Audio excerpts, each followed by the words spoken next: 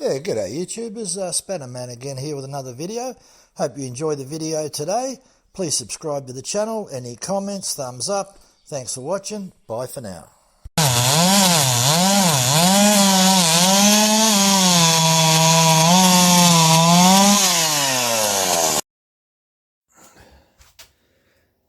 Yeah, g'day YouTubers, Spannerman again here with another video. Today we're going to give you another technical tip about why you shouldn't be using one of these gauges.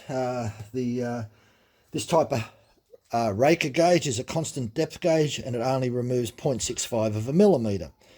While it's got some handy little bits of information on there, the windows for angles, and you can use it on 4 different type of chains, side plate settings, angles, it doesn't do a good job, and in some cases it can cause you to cut crooked, especially as the chain wears down. Now you're going to ask, oh, how is that the case? Well, you've all heard, if you've watched some videos, you'll hear people, still Oregon and many other people will tell you, look at your chain, find your worst tooth, mark it, file them all the same length. I'm sure you've heard that. The reason they're telling you to do that is so that everything is equal. This type of gauge here can't do a good job equaling the Rakers at the correct depth compared to what this can do. This is a progressive depth gauge. So during the life of your tooth, as it progressively wears down, this progressively changes the depth to the correct cut-in depth of the tooth. So this is superior compared to this. This was invented in the early 50s by Oregon. Joseph Burford Cox in Portland, Oregon invented this and put a worldwide patent on it. About 12 or so years later, a guy from Carlton, makes Carlton chain, invented the progressive depth gauge, Ray Carlton, and put a worldwide patent on this. It was used by professionals, but the average person didn't even know about them. They're still selling this type today. So, okay, let's talk about why using this could cause your chain to cut crooked. Of course, excluding all bar-related problems, because if your bar is lopsided, meaning one side is worn down on the other, or the gap is worn loose, the chain's laying over to one side a bit, that will cause you to cut crooked. So, okay, you may have heard the story, why is my chain cutting crooked? And people say, oh, because the teeth aren't the same size. Yes, that's true. This type of gauge can't regulate the depth anywhere efficient as this gauge. Reason being is because when you sit this over the top, let's have a look. It's sitting on 1, 2, 3, 4 teeth. So that's sitting on 4 teeth. The length, let's say that the length of these 4 teeth are all different sizes, they're uneven. That means that this gauge sitting on here can cause the gauge to tilt this way or tilt that way. It will give an average of those 4 teeth. So when you file here, you can have a totally incorrect depth setting because of those 4 teeth are giving you an average of the height. Then if you move it into another position, then you're finding out that these 4 teeth are giving you an average of the height. So if your teeth are a little bit over the place and they're not even, you're going to find out that each tooth could be incorrectly set, because this can only ever remove 0.65 of a millimetre. That's all it can ever do. As the tooth wears down, the rocking motion here gets worse, and you need to remove more than 0.65 of a millimetre. This rocking motion, as it strikes timber, the depth gauge kicks up and strikes the timber, and whatever bite that the tooth took, that's it, it's all over until the next tooth comes along. So I do have a video on my channel where you've got high-speed camera that's taken a video, and you'll see all the teeth rocking up and down. So as it's going underneath the chainsaw, it's kicking up and down, taking little tiny chips of wood out. That's why you see that. So this type of depth gauge sits on one individual tooth. It sits on the top of the tooth at the highest point. It sits on the tie strap in front of the next raker. So when we place it on top like this, and we'll zoom in there, it is going to sit like that. And when we file, we're going to file this down exactly the ratio as it's sitting on top of the tooth and it's sitting on the tie strap, based on this angle, which is roughly about, I think I measured it. What we're looking for is an attack angle. And the attack angle is between the two highest points of a tooth and your depth gauge. And we're looking for an angle of around about 6.2 degrees. That's what we're looking at. So this will achieve a much better attack angle than what this ever will. But what this will do, that if your teeth are uneven, it will set the correct depth based on the angle of touching the top of the tooth to touching the tie bar, and the depth gauge will protrude out the window and you'll just proceed to file it. So that means that that depth gauge is tuned to the length of the tooth because of the way that that sits on top of each individual tooth. It doesn't sit on four tooth. Plus, you'll see that there's a hard and soft setting. And the soft setting is that this part here is a little bit shorter. So therefore, as you do decrease, if this part sits on top of the tooth and this part sits on top of the tie strap, as you decrease that, you'll get much more aggressive. And that's why you've got a hard and soft setting. So the hard setting, you can see that it's a lot longer you can see the difference there in length. Still a more aggressive than Husqvarna and some of the other ones there. So as I said before, Joe Cox invented that and put a worldwide patent on it in the early 50s. Ray Carlton invented the progressive depth gauge, which looks very similar to this. It's called Philo plate, put a worldwide patent on it, I think in about 1968, something like that there. Still only released these in 2017 from a lot of pressure from the arborist groups.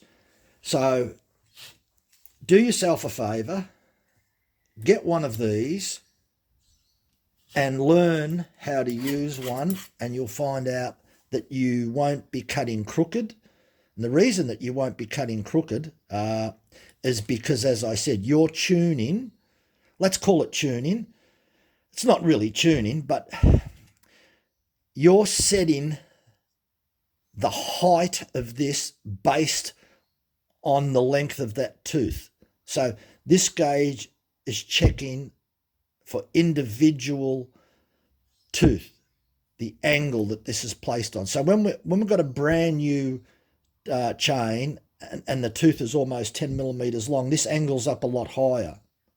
And as we progressively file the tooth, this starts to sit lower and the depth gauge protrudes through the window. And as I said with this one here, this one sits on 4 individual tooth and gives you an average, and it can only ever remove 0.65 of a millimeter, whereas this, when you get to end of life, you'll be removing 1.4 millimeters of metal because of the sensitivity of the rocking motion. The moment that touches a little bit of timber, it just goes, it's so easy for it to kick up. You hardly need any pressure, and that's why you need the extra depth off there.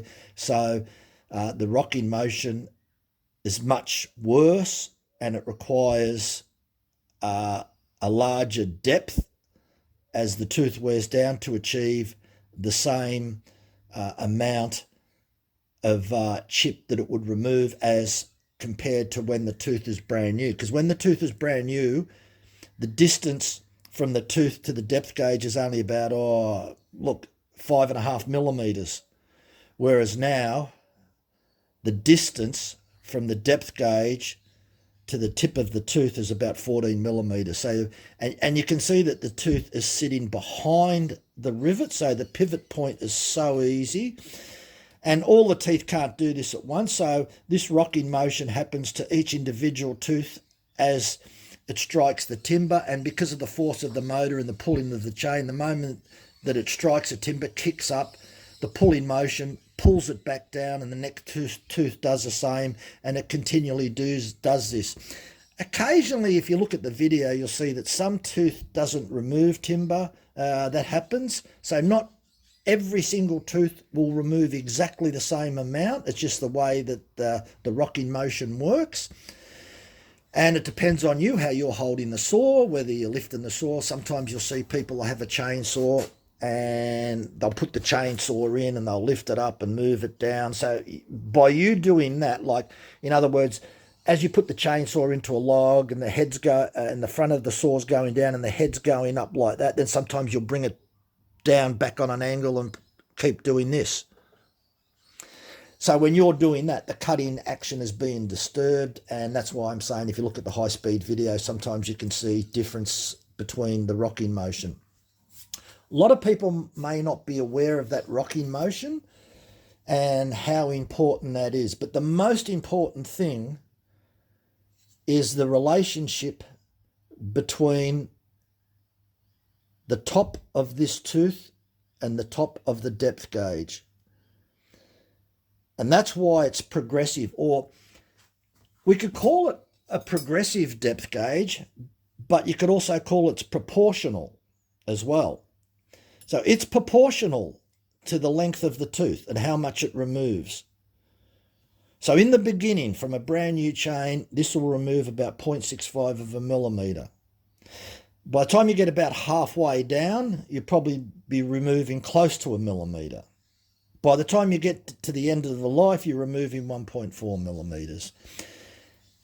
And these teeth can be all different lengths on the left and on the right, and it will still cut perfectly straight because you are limiting the amount that it cuts. And that's why these are superior, and that's why I'm telling you this technical tip is do yourself a favour, go down to your local steel dealer, order one of these in. They start at FL1. So if you tell them that you want an FL, just say you've got a 3/8 chain, that's called an FL4. So FL1 is for 1/4 inch chain, FL2 is for 3/8 low profile, FL3 is for 0.325, FL4 is for standard 3/8, and FL5 is for 404 chain. They are hardened to 62 Rockwell. They are harder than a file, and that's why you've seen me in other videos where you place them on top and you just run the file over the top. I've had this in service for about 2 years. You can see all the scratches on them. That's about all you're ever going to do. You'll get quite a number of years out of this. It is hardened. It is very hard to harden thin metal, but still have managed to be able to do it. And you'll find out, and even this gauge, this is still hardened as well. You can see where I've got file marks over the top. This was what I used to use. In the last couple of years, I've switched over to using these.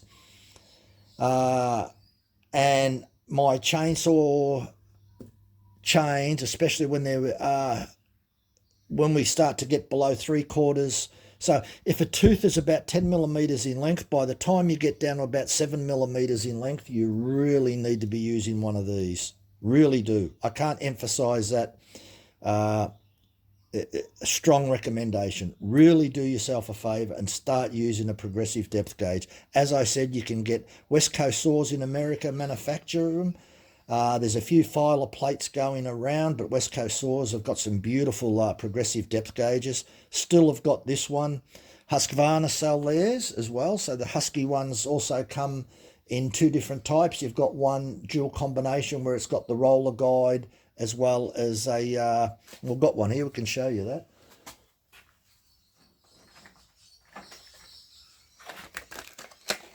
So the Husqvarna ones are not as aggressive as the Stihl ones. So that's a Husqvarna one. So you've got the roller guides, you've got the hard and soft setting. Look, I can't emphasize it enough. Do yourself a favor, people, those beginners out there that are getting into it. You got one of these or the Oregon type ones, get rid of them, throw them away, keep them in the drawer. Do what the professionals do. Get yourself a progressive depth gauge and you'll thank me for it. Another tip from Spanner Man. Thanks for watching. Give us a thumbs up. Let me know if you do go out and get one and you can see the results. Thanks for watching. Bye for now.